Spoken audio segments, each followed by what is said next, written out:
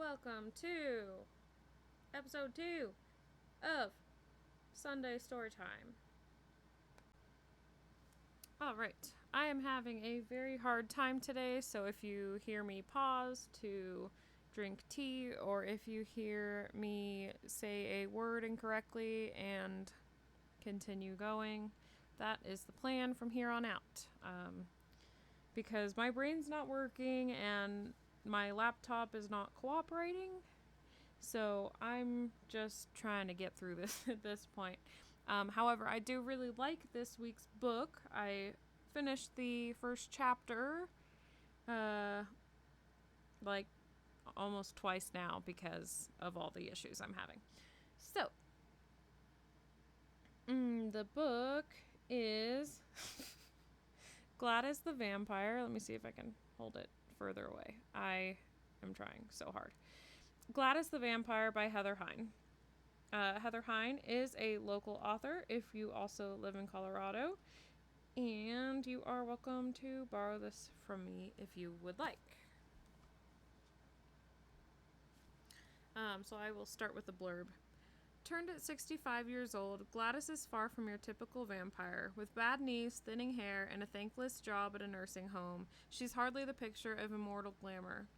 Gladys and her equally unconventional friends have settled into quiet, somewhat comfortable existences by blending in and carefully guarding their supernatural secrets from the outside world. When Gladys stumbles upon the new night custodian in the act of feeding from one of her unsuspecting patients, she knows their carefully maintained anonymity is at risk. Reluctantly, the group of veteran vampires takes 19-year-old Ethan under their collective wing, but Ethan struggles to adjust to his newfound undead status, upend Gladys and her friends' carefully constructed routines, leading them all into a web of danger and intrigue.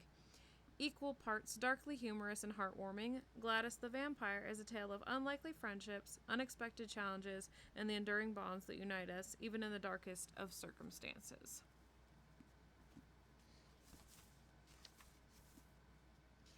Chapter 1, The Support Group. A slate sandwich board stood outside the VFW hall with XP Support Group Tuesday night, 8 p.m. to 10 p.m., written in scraggly white chalk. Gladys frowned at the spelling of the word night, N-I-T-E, as she clambered up the steps. That word, night, set her teeth on edge, just like the word shop on a vitamin store. As far as she knew, they never sold things like bull testosterone supplements or essence of Jennifer Aniston's collagen in a medieval apothecary. Just spell it like it is. She pushed the heavy metal door open and walked into the large meeting room. 3 chairs were arranged in what would have been a circle had there been 2 or 3 more members of the group. Her right knee throbbed like 7 bells of hell. Karen perched on the edge of her chair, a legal pad at her feet, wearing a baby blue twinset. The click-clack of knitting needles echoed in the empty space as she attacked a pink ball of baby-soft yarn. Not a single hair on her head was out of place, and her makeup was flawless in spite of the thick foundation. Gladys hated that she used so much of it, but Karen was self-conscious about her pale skin. The least she could have done, Gladys had always thought, would be to blend it gradually into the rest of her skin. As it was, it looked like a high-end Halloween mask. Karen sat ramrod straight, the kind of posture they'd taught girls to have back in the 1950s by making you walk around with a book on your head. Some things you just can't unlearn. She looked up as Gladys sat down with a groan, knees popping like dry twigs. "Glad!" She set her knitting aside and got up to hug the older woman. "How you been, hun?" Gladys gave her a strained smile. "Okay, same old thing." She rubbed her right knee. The overhead lights reflected off the pink of her scalp through her thin cap of white perm curls. Karen nodded. "I know, this humidity must—" A sharp crack reverberated through the room as the door smacked against the wall. A small, balding man entered, head scrunched down between his shoulders. His face held an expression of one who expects to be eternally dissatisfied, his bushy gray eyebrows tangled together in the center of his forehead, falling into a crevasse. The emotion wasn't necessarily genuine. Hans always seemed to have that look of disapproval on his face. He looked behind him, almost as startled by the thunderclap of the door as Gladys was, as he made his way across the room. "Sorry," he said in a thick German accent. "It seems I still do not know my own strength." he sighed. How are lady friends this evening? Good, Karen chirped with sunny good cheer. I'm good, Hans, Gladys said and stretched out her right leg. Of course, the knees. Yes, we all know, knees hurt all the time, is a pity. His frown of disinterest was as if Gladys's pain was a simple annoyance, nothing more than a pestering fly which returned again and again to land on someone's birthday cupcakes. Gladys stood, ready to get the ball rolling already. Welcome to the XP support group. My name is Gladys. Hello, Gladys, the other two chorused. It was a pointless response. They'd known each other for years, but procedure was procedure. I'm a vampire. It has been 26 days since I took blood from a living person. She sat down and the other two clapped softly. Once everyone had stood, introduced themselves, and confessed their most recent transgressions, the meeting fell into a light, conversational chat among old friends. Tonight the conversation turned to food. A little depressing, but then so was their very existence. I'd kill for a taste of good broiled salmon, Karen said, and then blushed, at least as much as a vampire who hasn't fed recently could blush. She shook the foot crossed over her right knee. Sorry, poor choice of words. What I meant to say is, I miss it so much. I miss it so much that I actually bought a beautiful filet from Hy-Vee on Tuesday. I did a nice lemon and honey glaze. Hans rolled his eyes and crossed his arms, a gesture they'd all seen before. Then I stuck it under the broiler, just so I could smell it, you know? You didn't eat it, though, Gladys said, more like a statement than a question. Karen looked at the floor. Karen, you couldn't. I couldn't help it. Anger flashed across her face, and her eyes glowed like hot red coals for the briefest moment before returning to their soft blue color. I wanted to taste something for once. Something that doesn't taste like dirty pennies. And if you want to feel smug about it, you should know that I vomited 2 minutes later, okay? Satisfied? Gladys drew back. Karen rarely lashed out at anyone, let alone her friends and confidants. I'm sorry, sweetie. I didn't mean to sound judgy. Karen shrugged and frowned. Well, I didn't get to savor it, if that makes you feel better. I gave it to Simon. At least someone can enjoy my cooking. Gladys's face softened with sympathy. The change had been hard on Karen. The only other friend she had to talk to was her Siamese cat, and after her incident, she had no choice but to quit her job. She had been sitting at home living off savings ever since. Hans put his hand out to comfort Karen and faltered. It fluttered like a piece of paper in the wind. Affection never came easy for him. He settled for patting her lightly on the bicep before returning his gnarled hand to his lap, where he studied the fingernails on his left hand. Karen, who knew how stoic he was, looked at him thankfully. Maybe if they had essential oils that were like filet mignon and loaded baked potatoes, this would be easier. Gladys chuckled. I would wish for Polish sausage, Hans offered without further elaboration. He had a strange gift for creating awkward silences instead of filling them. But the two women, who had become so used to his faltering lack of social skills, it no longer bothered them. He was like the foundation of a house, necessary, appreciated, but hardly noticed unless he missed a weekly meeting. What about you, Glad? Karen asked. What about me? What? What would you eat if you could have anything in the world? She gave the question the serious thought it did not deserve.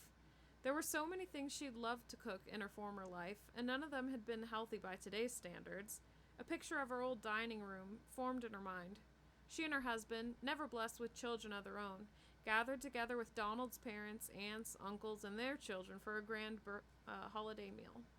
Roasted turkey, mashed potatoes, slathered in butter and gravy, starch and meat, the backbone of any Midwestern meal. Then it came to her. Pie. Pie? Just pie? Isn't pie enough? She chortled. No, I would have a great pie buffet. Pumpkin, cherry, apple with lots of cinnamon and sugar on top, lemon meringue. And then to top it all off, vanilla ice cream and homemade whipped cream. Not that cruddy Cool Whip stuff.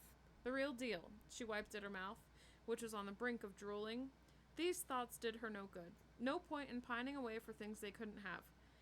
Ice cream and whipped cream? Hans asked. Why? Is there some limit on the toppings one is allowed to put on one's pie? The question was rhetorical and evoked no response. She changed the subject. How's work been, Hans? As good as can be expected. I sometimes wish for more, but what is point? His expression was one of longing and dissatisfaction. Although You really had to know him well to read any of his emotions. Gladys knew it hadn't been easy for him to step down as the manager of the produce section at Hy-Vee food stores. He'd been forced to stoop to being a nighttime stalker due to his rather unfortunate sun allergy. I am also feeling frustrated with other employees. They spend all the time talking and looking at the YouTubes. Young people are lazy. Gladys laughed out loud. It felt good to laugh. Hans, there isn't a soul alive or undead who could satisfy your idea of work ethic. You're the most German man I've ever encountered. I will take compliment. A shadow of a smile crossed over his face. Okay, Karen said, changing the subject to one which impacted all of them. Have you sensed anyone who's been, changed?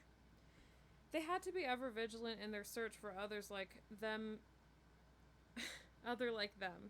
Vampires turned against their will and then abandoned. Having a rogue running wild through the city threatened them all. Their little group was perfect for keeping them safe and out of the hands of other vamps, who would seduce a frightened, newly made monster to the dark side. Or worse, convince them to join Estelle and her legion of drones. Hans and Gladys shook their heads, and Gladys pondered her first meeting with her best friend. She was lucky to have run into Karen at Dr. Trish's vampire dentistry clinic late one night after she'd broken a third set of dentures. Finding own kind is difficult, Hans offered in a rare moment of contribution, and he was right. It was difficult. As most like them had the sense to stay hidden as much as possible, but without the right support and a lot of personal restraint, a vampire was apt to attack anyone. And it wouldn't do to have lone vampires out there running amok, accosting innocent people without a group to hold them accountable and keep them safe. There were more civilized ways to get what was needed. An undisciplined bloodsucker could expose them all. The Salem witch hunt wasn't all that long ago in the grand scheme of things. I haven't seen anyone, Karen said with a forlorn, far-off look that spoke to the loneliness they all felt. Then she brightened. Wouldn't it be great to find a boyfriend someday? One who didn't mind sleeping all day and staying out all night? It's funny, but that's what Jonathan used to do that drove me so nuts. That's the reason I divorced him in the first place. She looked to the side, betraying the lie. Gladys knew the real reason for Karen's divorce, as did Hans, but they kept silent and played along by mutual unspoken agreement.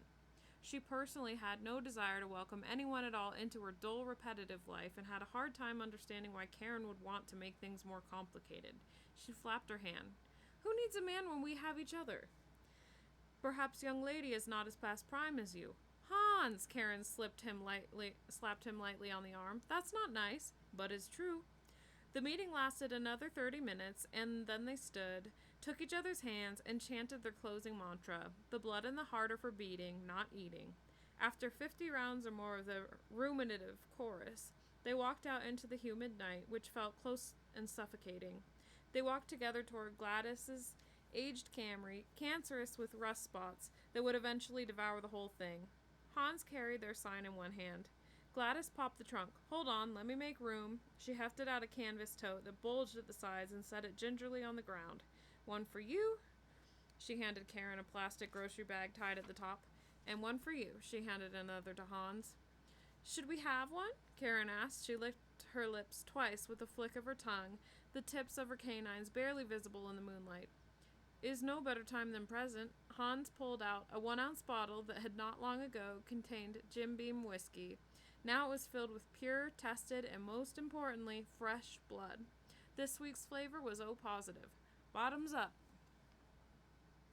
All right. Thank you for listening. I really enjoyed this. It sounds cozy and dark, and I love it. Oh my god. Let me figure out how to put this in the goddamn frame. Gladys the Vampire by Heather Hein. Have a great week. Goodbye.